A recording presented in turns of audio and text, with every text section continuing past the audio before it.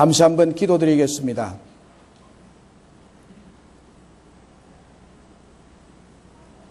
하나님 아버지, 말씀이 곧 하나님이시라 하셨는데 이 시간 말씀을 통하여 하나님을 만나는 귀한 시간 되기를 간절히 원합니다. 성령이여 이 시간 각 심령 위에 임재하셔서 마음의 문을 활짝 여시고 생각을 내려놓고 주의 말씀에 생각이 집중되도록 역사하여 주옵소서. 예수님의 이름으로 기도드리옵나이다. 아멘.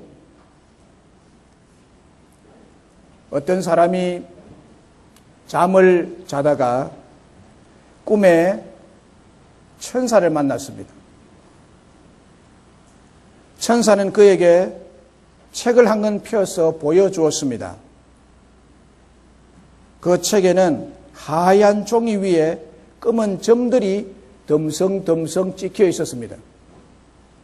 이것이 무슨 뜻인가요? 라고 그가 묻자 천사는 이것은 당신이 행동으로 지은 죄입니다. 라고 말해 주었습니다. 그리고 그 다음 페이지를 펼쳐보니까 이번에는 종이 위에 점이 좀 더 많이 찍혀 있었습니다. 이것은 또 무슨 뜻인가요? 하고 묻자 천사는 이것은 당신이 말로 지은 죄입니다. 라고 대답했습니다.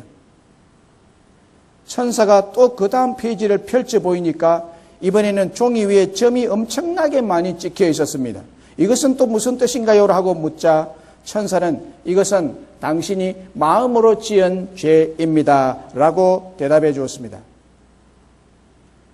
이제 천사가 마지막 페이지를 펼치니까 이번에는 아예 새까만 먹지가 나타났습니다. 이것은 무슨 뜻인가요? 라고 물으니까 천사가 이것은 당신의 마음입니다. 라고 대답을 했습니다. 여러분, 이것이 범죄 타락한 인간의 본 모습이요, 저와 여러분의 본 정체입니다. 우리의 정체가 뭐냐? 새카만 먹지입니다. 죄로 말미암아 전적으로 먹지처럼 된 인류의 마음은 아예 어두움이요, 부정적이요, 절망적인 검은 먹지입니다. 검은 죄로 물들어버린 이 인간의 마음은 예수 그리스도의 십자가의 피로 씻음을 받아야만이 깨끗한 백지처럼 될 줄로 믿습니다. 하얀 종이처럼 될 줄로 믿습니다. 예수 그리스도의 마음처럼 의인이라 인정을 받을 수 있게 될 줄로 믿습니다. 예수 그리스도의 보배로운 피만이 의인에게 주시는 놀라운 축복이고 베푸시는 은혜임을 우리는 믿습니다. 이 예수 그리스도의 보배로운 피를 우리가 받고 우리가 믿을 때 이런 놀라운 의인의 축복의 반열에 세워지고 그런 축복을 누리며 나눌 수가 있게 될 줄로 믿습니다. 그러면 십자가의 죄씻음의 의미는 무엇입니까? 십자가의 죄씻음의 의미가 뭐냐는 거예요. 그것은 하나님의 사랑의 용서입니다. 하나님의 사랑의 용서입니다. 피로 죄씻음을 받았다는 것은 하나님이 죄를 용서해 줬다는 거예요. 오늘 21절, 22절, 27절에 그때 베드로가 나와 이르되 주여 형제가 내게 죄를 범하면 몇 번이나 용서하여 줄 수가 있습니까? 몇 번 용서해 줘야 되겠습니까? 7번까지 용서해 주면 되겠습니까? 라고 질문했습니다. 이때 예수님께서 이렇게 말했습니다. 7번뿐만 아니라 7번을 70번까지라도 해라. 7번을 70번까지, 70번까지 해라. 그리고 그 종의 주인이 불쌍히 여겨 놓아 보내며 그 빚을 탕감하여 주었다. 라고 말씀하고 있습니다. 오늘 이 본문의 뜻을 분명하게 깨닫기 위해서는 본문의 배경을 알아야 됩니다. 이 본문의 배경이 어땠기 때문에 이런 말씀하셨는가? 본문의 배경은 그때 당시의 시대적 배경을 말합니다. 사상적인 흐름, 논리적인 흐름, 이것이 어떤 시대였기 때문에 이 말씀이 여기에서 기록이 되었느냐 하는 것을 보아야 됩니다. 예수님은 천국과 영생은 천국 가고 영생을 얻을 수 있는 사람은 서로가 서로를 고발하고 정죄하는 나라가 아니라 사랑과 용서의 나라이기 때문에 천국에 속한 백성들의 삶은 서로가 사랑으로 용서하는 삶을 살아야 한다고 제자들이 가르쳤습니다. 사랑으로 용서를 해야 된다는 거예요. 그것이 하나님의 나라라는 것입니다. 이것을 배운 제자 베드로는 어느 날 예수님 앞에 나와서 이런 질문을 던졌습니다. 주님, 형제가 내게 죄를 범하면 몇 번이나 용서하면 되겠습니까? 7번쯤 하면 넉넉할까요? 그만하면 안 되겠습니까? 라고 물었습니다. 그때 당시에 바리새인들은 2번까지 용서해 주게 되어 있었습니다. 성경에 바리새인들이 나오잖아요. 이 바리새인들이 자기에게 잘못한 사람에 대한 죄를 용서할 때 몇 번까지냐? 2번까지입니다. 그런데 베드로는 지금 7번을 이야기하고 있습니다. 대단히 많잖아요. 바리새인들은 2번인데 베드로 자기가 생각할 때는 그보다 훨씬 많은 7번까지 용서할까요? 라고 질문한 거예요. 그러면 예수님이 그래, 그 정도는 충분하다라고 말할 줄 알았겠죠. 그리고 그때 당시에 랍비의 문서에 보면은 3번까지 용서해라. 이렇게 되어 있습니다. 바리새인들은 2번, 랍비의 문서에는 3번 용서를 해줄 수 있다. 베드로의 물음에 대해서 예수님께서는 70번씩 7번, 그러니까 70번을 7번까지 해라. 아니면 7번 용서하는 것을 70번까지 해라. 이래 말하나 저래 말하나 같은데요. 490번이죠. 그죠? 70번 곱하기 7. 77이 49. 490번까지는 용서해라. 그리고 491번째는 안 된다. 이 말이 아니죠. 이거는 무한히 용서해라 이 말입니다. 무한히 용서해주라. 무제한의 용서를 하라 하는 예수님의 말씀이죠. 예수님께서 공사역 하시던 당시에 가장 유력했던 사회의 신분은 바리새인이었습니다. 그때 당시에 유력한 신분은 바리새인. 따라서 그 당시에 가장 영향력 있는 종파도 바리새파였습니다. 그리고 그 당시에 가장 유력했던 신앙 사상은 율법주의였습니다. 신앙 사상이 율법주의였습니다. 예수님 당시에 유대인들, 바리새인들은 율법주의자였습니다. 율법주의는 뭡니까? 무엇을 하라는 것과 무엇을 하지 말라는 계명의 토대 위에 세워진 주의입니다. 이점, 주의입니다.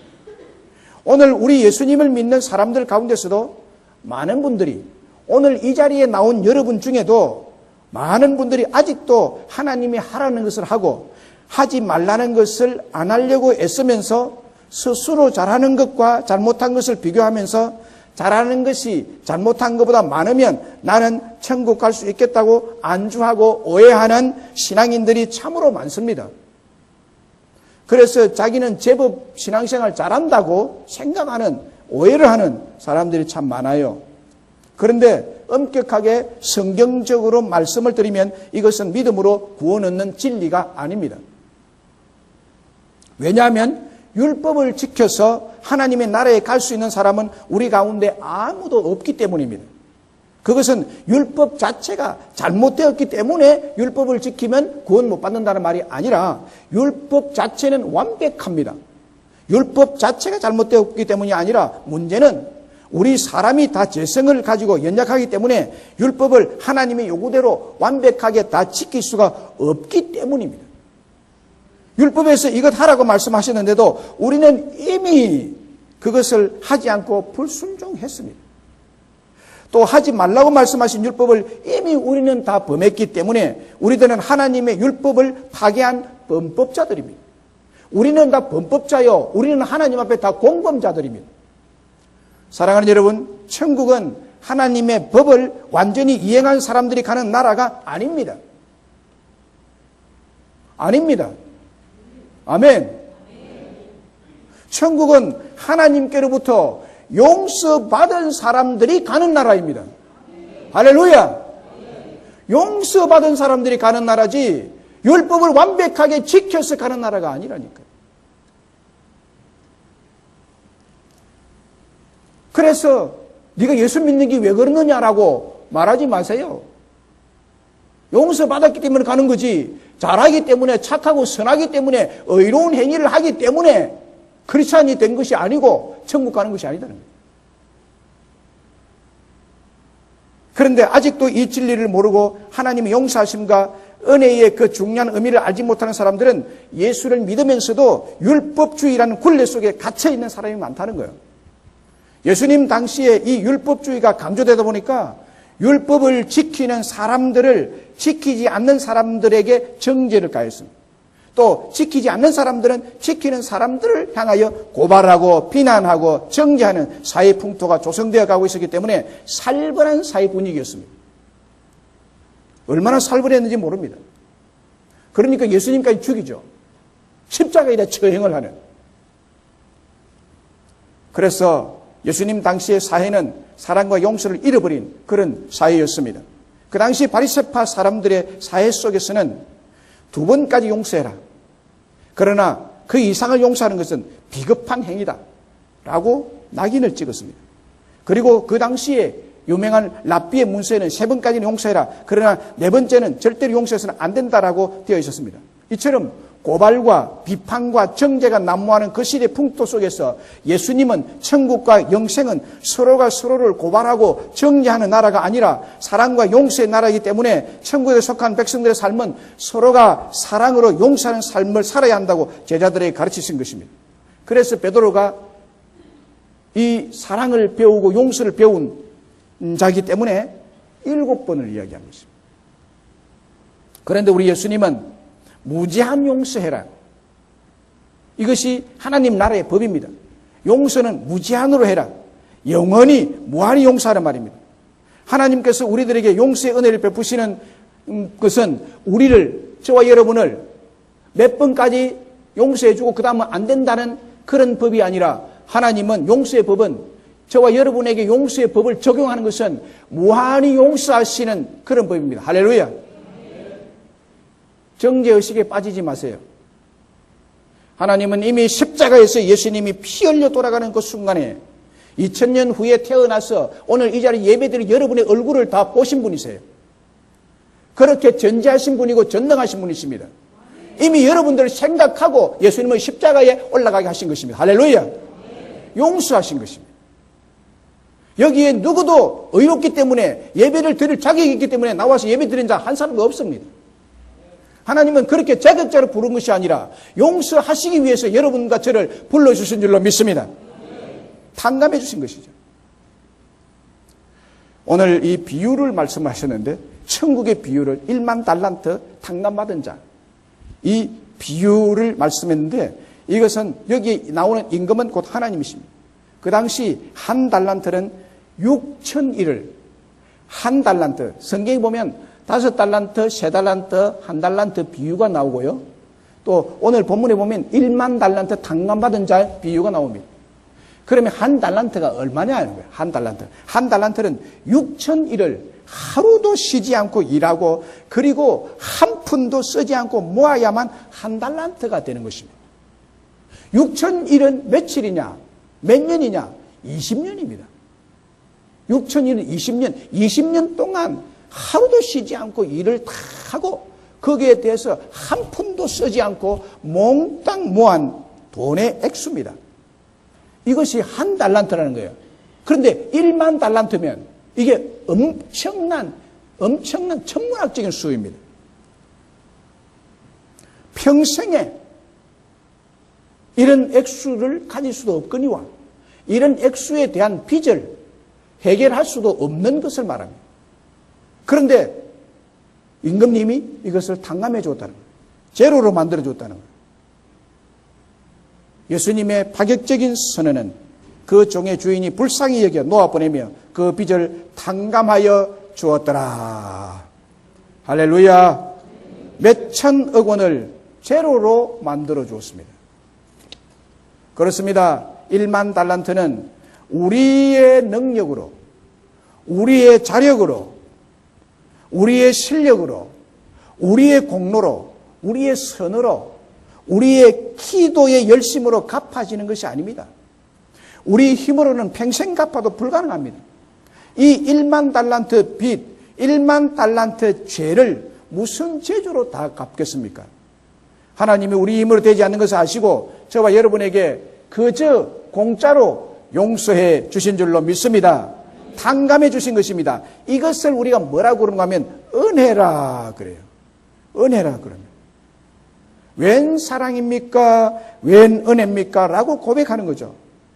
사랑하는 여러분, 하나님은 우리의 모든 죄를 용서하시는 분임을 믿으시기를 주의 이름으로 축복합니다. 성경에 나타난 하나님의 용서를 받은 사람들을 보세요. 거짓말한 아브라함을 하나님은 용서하셨습니다. 동생을 살해한 가인을 용서하셨습니다. 간음한 다윗을 용서하셨습니다. 예수님을 3번이나 부인한 베드로를 용서하셨습니다. 아버지에게 유산을 미리 받아 먼 타향에 가서 재산을 다 허비하고 돌아온 탕자를 용서하신 아버지십니다. 간음하다가 현장에 잡힌 여인을 용서하신 분이십니다. 스데반 집사님과 신실한 그리스도인들을 살기등등하게 죽인 살인자 사울을 용서하신 예수님이십니다.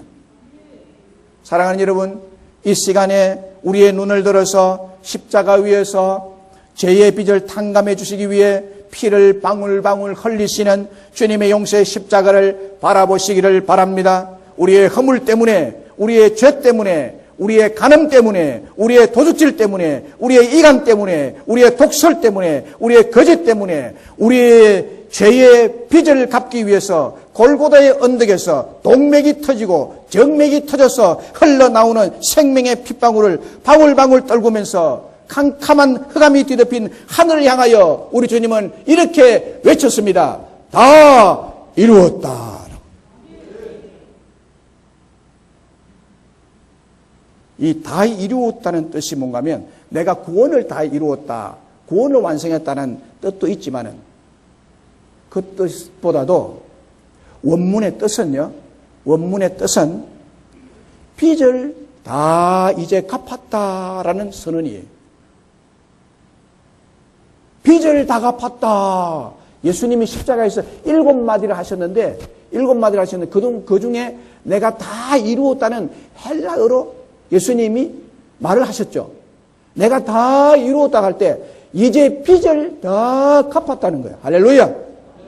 예수님이 자기의 피를 쏟아서, 살을 찢어서, 십자가의 희생제물이 됨으로써 그는 우리의 모든 죄값, 1만 달란트 이상 되는 죄값을 예수님이 이제 다 갚았다는 거예요. 여러분이 죄를 다 갚을 수가 없는 그 죄를 예수님이 십자가에서 빚을 다 갚으신 줄로 믿습니다. 얼마나 놀라운 일입니까? 이 빚은 우리의 방법, 우리의 노력으로 갚을 수 없는 죄값입니다. 죄값입니다. 우리가 믿는 주 예수님의 삶과 십자가에서 흘리신 보혈은 우리를 무한히 용서하시는 분임을 나타내십니다. 예수님의 삶은 한마디로 용서의 삶입니다. 예수님의 십자가에서 흘리신 피의 희생은 바로 우리의 죄를 용서하시는 하나님의 용서의 사랑을 보여주는 산증거의 사건입니다. 오직 하나님의 은혜로 용서받은 자들임을 분명히 믿으시기를 축복합니다. 그렇다면 본문에서 왜 하나님께서 우리들을 용서해 주셨다고 했습니까? 왜 용서해 주셨습니까? 불쌍했어요. 단지 우리를 용서하시는 이유는 자격이 있어도 아니고 뭐 착한 게 있어서도 아니고 불쌍했어요. 27절에 보면요, 그 종의 주인이 불쌍히 여겨 탕감했다. 불쌍해서 33절에도 내가 너를 불쌍히 여김같이 너도 네 동료를 불쌍히 여김이 마땅하지 아니하냐. 그 인생을 생각하니까 불쌍하다는 겁니다. 1만 달란트 죗값으로 한평생 감옥에서 옥살이 해야 될 것을 생각하니 불쌍하다는 생각이 드는 거예요. 그래서 탕감해주고 용서해 주시다는 것입니다. 그렇습니다. 용서는 불쌍히 여김에서부터 나오는 것입니다. 여러분의 자녀가 실수를 하고 죄를 범해도 부모는 어떻게 합니까? 불쌍히 여기는 마음이 있죠. 자녀가 어쩌다가 큰 사고를 쳤을 때도 속이 엄청나게 상하죠. 내가 너 때문에 속상해 죽겠다고 한탄하고 걱정을 하죠. 그런데 그래서 죽습니까? 그렇게 말해도 부모이니까 어떻게 합니까? 결국 용서하고 사랑하고 용납하죠. 이게 부모의 마음입니다. 자식이 아무리 큰 사고를 치고 자식이 아무리 잘못을 했어도 또 받아들이고 또 감싸주고 또 불쌍히 여기고 또 용서하는 것이 부모입니다. 성 아우구스티누스라는 분이 있습니다. 신학자요, 성자라고 해서 성 아우구스티누스, 성자를 붙입니다. 세인트. 이 성 아우구스티누스는 그 어머니 모니카에 의해서 이렇게 성자가 됐습니다. 그런데 이 어머니 모니카는 이 아우구스티누스를 낳자마자 그때부터 기도로 키우고 하나님의 말씀을 정성 들여서 가르쳤습니다. 정성을 들여서 믿음의 사람이 되도록 그렇게 가르쳤습니다. 그런데 아이가 철이 나면서부터 빗나가기 시작했습니다. 아이를 키우다 보면 그렇잖아요. 사춘기가 돼가지고 빗나가기 시작했는데 말썽을 부리기 시작했습니다. 방탕했습니다. 타락했습니다. 급기야는 가출까지 해버렸습니다. 집을 나가버렸어요. 13년 동안 집을 나가 생활했습니다. 그래서 집 나간 이 아들을 생각하면서 13년 동안의 이 어머니의 시간은 참으로 눈물의 세월이었습니다. 눈물을 흘리며 하나님 앞에 기도하고 호소하고 끝까지 그를 위해서 기도를 놓지 않고 용서의 기도를 계속 하나님 이 아들을 용서해달라고 자기 마음속에서도 아들을 용서해달라고 그렇게 13년의 눈물의 세월을 기도했습니다. 그런데 마침내 이 아우구스티누스가 여행을 했는데 여행을 하면서 어느 집회에 들어갔는데 거기에서 암브로시우스라는 감독을 만났습니다. 암브로시우스는 중세시대에 가장 은혜롭고 능력 있는 그런 감독이었죠. 이 감독을 만나서 말하는 중에 중생하게 되고 새 사람이 됩니다. 이 사건을 통해 새 사람이 되는데 이것은 그 어머니의 끊임없는 기도의 응답이었습니다. 어떻게 기도했냐? 이 아들을 용서해달라고. 하나님이 용서를 강구하고 그의 마음속에서도 아들을 용서해달라고 그렇게 많이 기도했죠. 그래서 그의 아들이 이제 성자가 되는 거예요. 아우구스티누스가 되어서 어머니에게 드디어 돌아오게 됩니다. 에디슨의 어머니도 참 위대한 어머니죠. 에디슨도 어머니 때문에 에디슨이 된 사람입니다. 그래서 에디슨의 어머니가 위대한 어머니라는 것은 세계가 다 인정하고 있습니다. 그걸 모르셨다면 오늘 좋은 것을 알고 가시기 바랍니다. 에디슨의 어머니 때문에 에디슨이 된 사람이에요. 어렸을 때 에디슨은 학교 수업 시간에 너무나 엉뚱한 질문을 많이 한 아이라고 합니다. 얼토당토 않은 질문을 많이 했대요. 질문을 받은 선생님은 너무나 난처하고 괴로웠습니다. 대답할 수 없는, 선생으로서 대답할 수 없는 그런 질문을 하니까 가르칠 수가 없었습니다. 다른 아이에게도 방해해야 되고 그러니까 선생님은 이 아이를 해결하는 방법을 이렇게 생각했습니다. 이 아이는 문제아라고 단정을 지어버렸습니다. 이 아이는 문제아기 때문에 학교에서 가르칠 가치가 없는 아이다라고 퇴학을 시켜버렸습니다. 그래서 아이가 학교에 다닐 수가 없었어요. 그 후로 집에서 어머니는 그 아들의 엉뚱한 질문을 소중히 받아주고 그의 엉뚱한 것을 모두 용납하고 용서하고 긍휼히 여김으로 발맹왕이 된 것입니다. 발맹은 엉뚱한 데서 일어나거든요. 부모는 왜 이렇게 끊임없이 용서하게 됩니까? 자식을 긍휼히 여기고 불쌍해서 그렇습니다. 자식을 쳐다보니 불쌍한 마음이 들었었죠. 참 불쌍해. 자식을 쳐다보면 못해준 것만 생각이 나고 자녀에 대한 부모의 생각은 늘 그래요. 저것을 내가 내치면 어떻게 하나 해서 다시 거두고 다시 용서하고 다시 긍휼히 여기는 것입니다. 하나님도 여러분 우리가 예배드리는 이 하나님도 이 현장에 계셔서 지금 말씀하고 계신 하나님도 우리를 향한 마음이 동일합니다. 꼭 그와 같습니다. 아마 더 할 것입니다. 우리의 1만 달란트 빚을 보시고 우리의 1만 달란트 죄를 보시고 우리가 감당치 못할 죄를 보시고 저와 여러분을 불쌍히 여기시고 계십니다. 그래서 우리의 죄를 탕감해 주시고 우리의 죄를 용서해 주셨습니다. 시편 103편 12절 14절에 동이 서에서 먼 것 같이, 동이 서에서 먼 것처럼, 동과 서가 만날 수 없는 것처럼 우리 죄가를 우리에게서 멀리 옮기셨다. 죄가 우리에게 다시는 만날 수가 없도록 하나님이 그렇게 옮기시고, 아비가 자식을 불쌍히 여김같이 여호와께서 자기를 굉해하는 자를 불쌍히 여기시나니 라고 했습니다. 그것은 죄를 다 용서했다는 거예요. 동이 서에서 만나지 못하는 것처럼 죄와 내가 만나지 못하도록 멀리 뛰어나왔다. 우리는 의로운 사람이 되도록 하나님이 불쌍히 여기셨다 하는 말씀을 시편 103편에서 고백하고 있는 것입니다. 한자 용어 중에 역지사지라는 수어가 있습니다.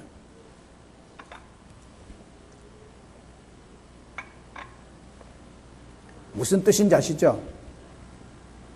역지사지, 처지를 바꾸어서 생각해 보는 것이라는 낱말입니다. 처지를 바꾸어 생각해봐라. 영어로 말하면 understand, 타인의 밑에 들어가 본다는 거예요. understand, 밑에 서 본다는 거예요. 그 이해가, 밑에 서 보면 이해가 되는 거 아니에요. 타인의 입장에 서 보면 이해가 된다는 겁니다. 역지사지. 상대방 입장에서 생각해 보면 그의 행동을 이해하게 된다는 뜻이죠. 하나님이 우리를 생각하실 때, 여러분을 생각하실 때 역지사지 하신다는 것입니다. 우리의 입장에서 바꾸어서 생각을 해보시는 하나님이십니다. 우리의 연약함의 입장에서 우리의 약함을 이해하시고, 우리가 타락한 존재임을 이해하시고, 우리가 죄로부터 늘 노출되어 있음을 이해하고 우리를 보신다는 거예요. 그래서 시편 103편 14절에 이렇게 말씀하죠. 이는 저가 우리의 체질을 아시며 우리가 진토임을 기억하심이로다. 우리의 체질은 아주 사기 그릇 같다는 거예요. 이가 잘 빠지고 금방 잘못 다루면 깨어져 버리는 질그릇 같은 체질을 아시며 우리가 단지 먼지뿐임을 하나님이 기억하신다는 거예요. 진토, 먼지뿐임을 기억한다. 아무 쓸모없는 인간임을 하나님이 이해를 하신다는 거예요. 우리의 체질을 아시며 우리가 먼지임을, 진토임을 기억하고 깨어지기 쉬운 질그릇임을, 자주 죄에 넘어지는 존재임을 하나님이 이미 아신다는 것입니다. 그래서 우리의 입장을 생각하시며 역지사지하시며 우리를 불쌍히 여기신다는 것입니다. 여러분, 하나님은 우리가 연약한 체질을 아시고 불쌍히 여기셔서 우리의 죄를 용서해 주시는 하나님이신 줄로 믿습니다. 그렇다면 엄청난 이런 빚을 탕감받듯이 이 죄를 용서받는 우리는 어떻게 살아야 합니까? 어떻게 살아야 할까요? 우리도 용서하며 살아야 돼요. 용서하며 살아야 됩니다. 22절에 7번뿐만 아니라 7번을 7번까지 용서해라. 무한히 용서해라고 말하죠. 그리고 33절에도 내가 너를 불쌍히 여김같이 너도 내 동료를 불쌍히 여김이 마땅하다라고 말합니다. 35절에 너희가 각각 마음으로부터 형제를 용서하지 아니하면 나의 하늘 아버지께서도 너희에게 이와 같이 하시리라. 용서 안 할 것이다. 마음으로부터 형제를 용서하면 내가 용서할 것이고, 용서 안 하면 나도 너희의 죄를 용서 안 할 거다. 그 비유가 중간에 든 말씀이잖아요. 1만 달란트 비유. 우리가 용서를 하되 하나님께서 우리를 용서하심 같이, 불쌍히 여김 같이 무한히 영원히 깨끗이 용서를 해야 된다는 말씀이에요. 그리고 이 비유의 말씀은 우리 힘으로는 우리 자신의 죄값을 평생 갚아도 못 갚는다는 불가능을 나타내는 말씀이죠. 1만 달란트 빚, 1만 달란트 죄를 무슨 재주로 다 갚을 수 있습니까? 우리의 힘으로 되지 않음을 아시고 저와 여러분에게 그저 용서해 주신 것입니다. 그저 탕감해 주신 것입니다. 그것을 은혜라고 합니다. 우리가 이 놀라운 상상할 수 없는 죄로부터 탕감받은 사람이 다른 사람의 작은 허물과 작은 약점과 하찮은 죄를 용서하지 않으면 자신의 1만 달란트의 죄값을 탕감받을 수 없음을 경고하는 메시지입니다. 여러분, 제가 여러분에게 무슨 큰 죄를 지었습니까?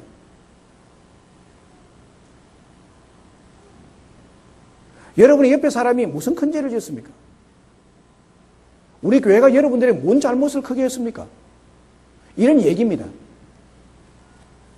그래도 여러분들은 많이 씹죠? 다 그렇다는 게 아니라 몇몇 분.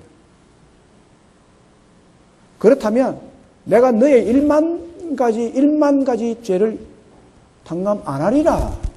그리고 여기 보세요. 자기에게 100데나리온 빚진 자를 탕감하지 않아주니까 도로 옥에 갇히잖아요. 1만 달란트에 비해서 100데나리온은 아무것도 아니에요. 아주 사소한 거예요. 작은 허물, 하찮은 죄를 용서하지 않으면 자신의 1만 달란트의 죄값을 용서받을 수 없음을 경고하는 것입니다. 주기도문에도 그랬잖아요. 우리에게 죄 지은 자를 사하여 준 것처럼 우리의 죄를 용서하여 주옵소서라고 기도하라고 그랬잖아요. 오늘 사도신경의 신앙 고백의 마지막 부분에 하나님은 용서하시는 하나님, 우리의 죄를 용서하시는 하나님인 것을 고백했잖아요. 나는 용서받고 다른 사람이 죄를 용서 안 해주고 정죄하고 욕하고 돌아다니는 것은 이건 예수 믿는 사람이 아니에요. 자기가 1만 달란트 용서받은 사실을 모르는 사람이에요. 안다면 그럴 수 없어요. 할렐루야! 그런데 여러분, 용서라는 단어는 참 아름다운 단어입니다. 하지만 남을 용서하는 것은 어떻습니까? 동생이 나를 괴롭힐 때 용서가 잘 되던가요? 매너님들, 시어머니가 잘못할 용서가 됩니까? 며느리가 잘못할 때 며느리 용서됩니까? 용서가 잘 되나요? 친구가 나를 조롱하고 놀릴 때 용서가 잘 되던가요? 누가 나의 자존심을 짓밟고 모함을 하고 유언비어를 퍼뜨릴 때 용서가 잘 되던가요? 누가 나에게 대해서 신체적인 손해나 금전적인 손해를 가할 때 그 사람에 대해 용서가 잘 되던가요? 참 어렵습니다. 이 용서라는 것이 아름다운 말이지만 정말 어려운 거예요. 용서해야 함을 알면서도 용서가 잘 안 되는 것이 현실입니다. 용서가 잘 된다면 우리가 사는 세상은 대립도, 다툼도, 갈등도 없을 것입니다. 그런데 우리가 사는 사회에는 갈등이 많고 다툼도 싸움도 많다는 것은 그만큼 용서가 잘 안 된다는 것을 말해주고 있죠. 요즘 뉴스에 가정에 부모가 자녀들을 학대하고 굶기고 죽이고 이것은 뭡니까? 부모가 자식을 용서하지 못하는 데서 오는 결과입니다. 얼마나 오늘 가정을 위해서 기도를 많이 해야 될 줄로 믿습니다. 그런데 오늘 본문 말씀 안에서 용서해야 한다는 말씀이 나오고 있습니다. 용서를 해야 됩니다. 하되 무한히 해야 됩니다. 깨끗이 해야 됩니다. 베드로 예수님께 질문을 했잖아요. 잘못한 사람이 우리가 얼마나 용서해 줘야 됩니까? 예수님은 무한히 용서해라. 여러분, 우리가 형제의 잘못에 대해서 용서해야 하는 이유가 뭘까요? 그 이유는 첫째는 주님께서 용서하라고 명령하기 때문입니다. 아멘. 용서하라고 명령하십니다. 두 번째는 우리가 먼저 하나님부터 용서받은 자들이기 때문입니다.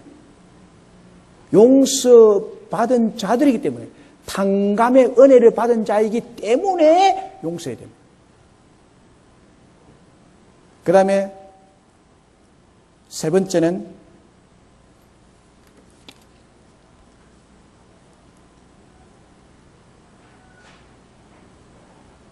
용서할 때 내가 행복해지기 때문에 내 행복을 위해서 용서해야 돼.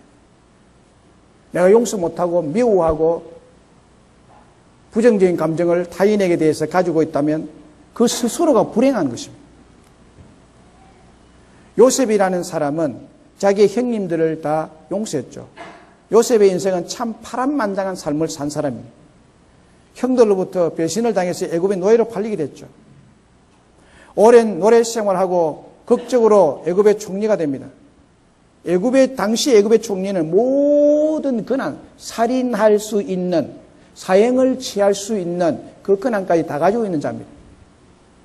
총리가 되고 다시 형들을 만났을 때 요셉의 마음이 어땠나요? 자기를 인신매매로 팔았던 형들입니다. 거기에 대해서 보복의 마음, 미움의 마음이 왜 없었겠습니까? 그러나 요셉은 형들을 용서를 합니다.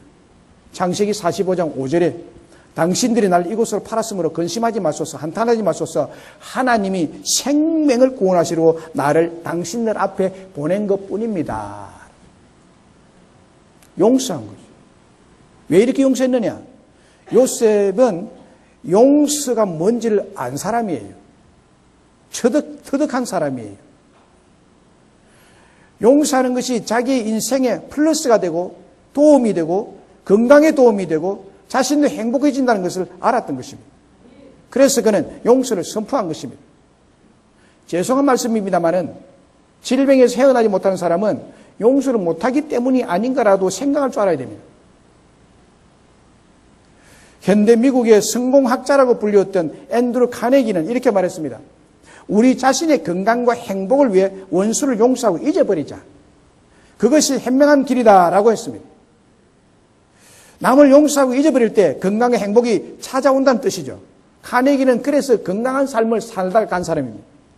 그리고 네 번째는 새 사람으로 변화되기 때문입니다.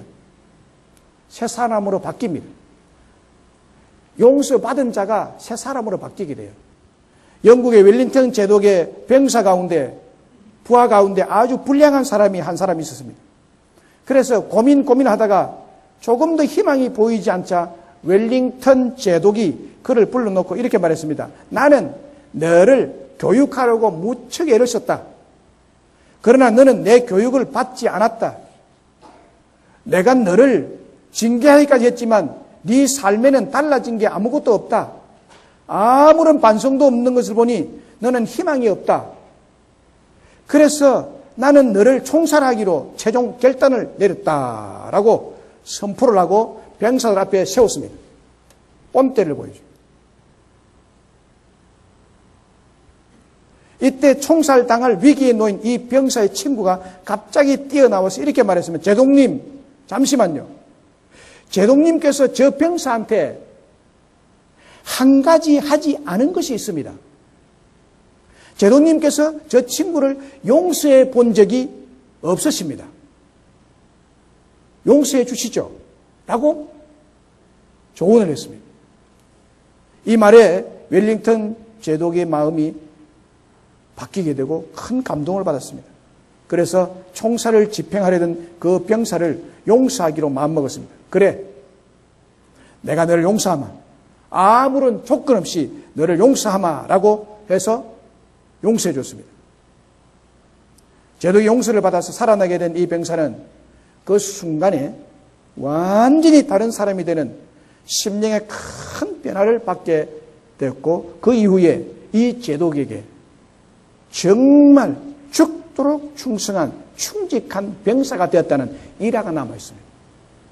그렇습니다. 여러분, 용서는 사람을 새 사람으로 변화시키는 사실을 믿으시기를 주의 이름으로 축원합니다. 말씀을 맺습니다. 존경하는 여러분, 오늘 무슨 말씀을 들으셨나요? 오늘 들은 말씀이 무엇입니까? 하나님의 사랑의 용서입니다. 용서에 대한 진리의 말씀을 들었습니다. 용서는 감정으로 하는 것이 아니고 의지적으로 하는 것입니다. 용서를 감정으로 한다면 용서를 할 사람이 어디 있겠습니까? 우리에게 잘못을 한 사람에게 우리의 감정이 좋을 리가 없죠. 용서해야 함을 알면서도 감정은 여전히 용서가 안 되고 얄밉고 미운 것입니다. 그러므로 용서는 감정을 따라하는 것이 아니라 의지적으로 용서하는 것입니다. 진리의 말씀을 알고 용서하는 것입니다. 마음으로 용서의 준비가 안 되어도 입술로 용서를 선포해야 됩니다. 내가 너를 용서하노라라고 선포를 하면 점점 용서의 마음이 서로 간에 생기게 되고 얼어붙은 감정도 서서히 풀리는 것을 느낄 수가 있습니다.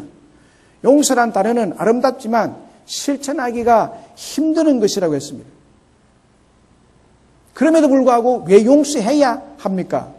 하나님이 용서하라고 명령했기 때문이고 우리가 그 하나님 앞에 1만 달란트의 빚에 대한 탕감을 받은 자이기 때문에 그런 은혜를 받았기 때문입니다. 또한 우리의 행복을 위해서고 다른 사람의 잘못 용서해 주면 그 사람이 변화되기 때문입니다. 여러분, 용서가 안 될 때 하나님의 용서를 생각하시고 십자가에서 피 흘리심으로 우리의 죄를 씻어준 용서를 생각하시고 용서받은 사람이 행복해질 수 있도록 또는 내가 행복한 삶을 살 수 있도록 의지적으로라도 용서를 선포하는 여러분 되시기를 주의 이름으로 축복합니다.